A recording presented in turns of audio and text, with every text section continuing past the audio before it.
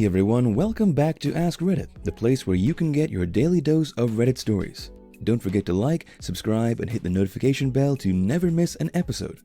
Today's stories are from one of my favorite subreddits, r/entitled parents.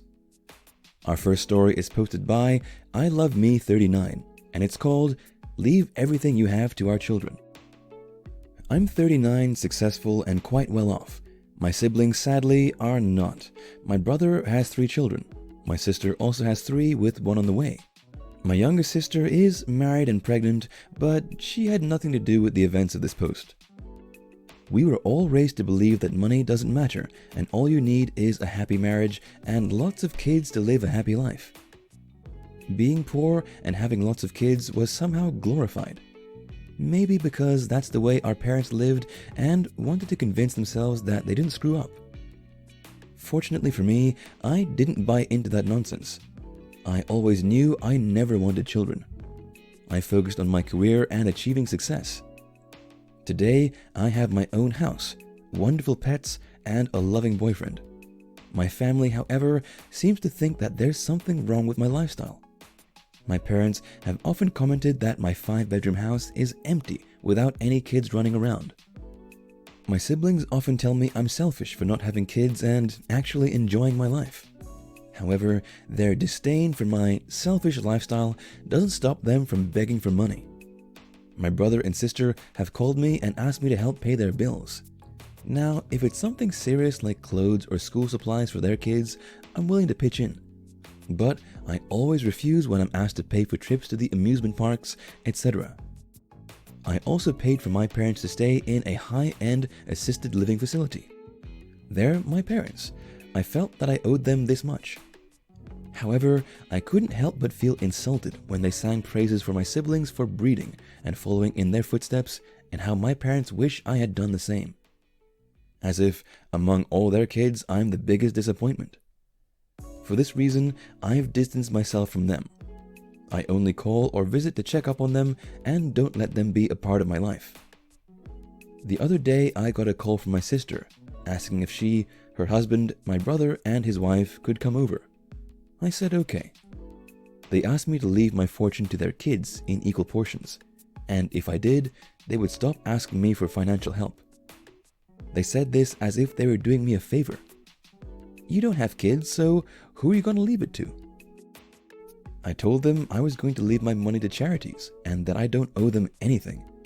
When they went on the "You're Selfish" tirade, I told them to get lost. The next morning, I got a call from my dad telling me they were disappointed in me. I simply hung up. The one family member who has stood by me is my youngest sister. She actually has her life together, and I couldn't be more proud of her.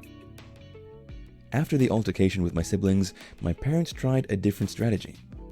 They tried to sweet-talk me, and suddenly their tune had changed from "You're so selfish" to "Aw, we didn't mean it, let's talk." So, after they kept pestering me to have a word with them in person, I invited them over. Now, my parents know that chocolate is bad for dogs, but my mom has tried to give them some on many occasions. When I tell her off, she always comes back with, "But maybe they like it," and "I was just being nice." This time when they came over, I left them in the living room and went to the kitchen to get some refreshments. While I was there, one of my dogs came over to greet them. I could see them from the kitchen. My mom petted him for a while, then reached into her purse and pulled out a bar of chocolate. She broke off a piece and was about to give it to him when I stormed over and knocked it out of her hands. My parents looked shocked.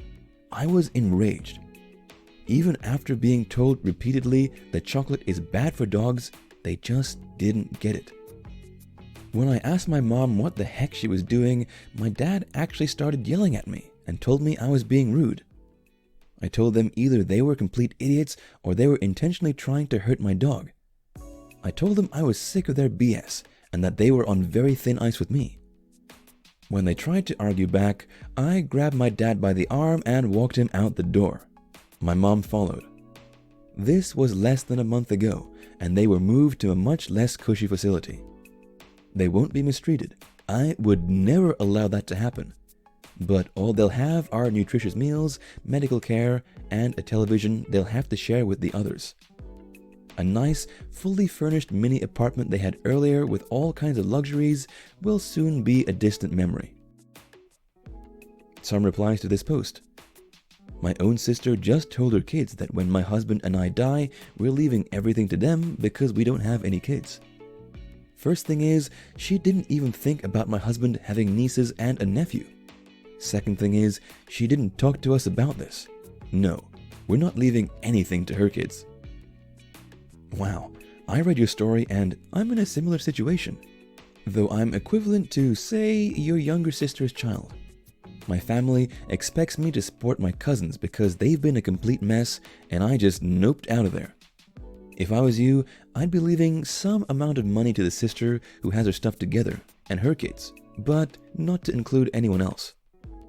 I'd also point out to the parents calling me selfish that you're the only one actually supporting them, and then seriously consider yanking the rug. You literally don't owe them anything in reality. I had a similar situation last year when my sister came over with her kids. She was saying, when Uncle Heavy dies, all of this will be yours. I laughed and asked where they got that idea from.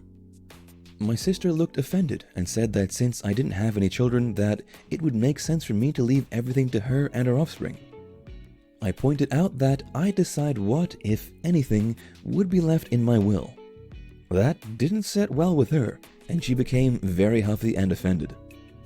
At the end of the day, I have worked very hard for what I have, and I get to decide where it goes once I shuffle off this mortal coil. Gotta love their logic there. We want our sister to share the wealth with the children we favor, and trying to shame them into doing it isn't working, so let's try poisoning her dogs. That'll work out in our favor for sure.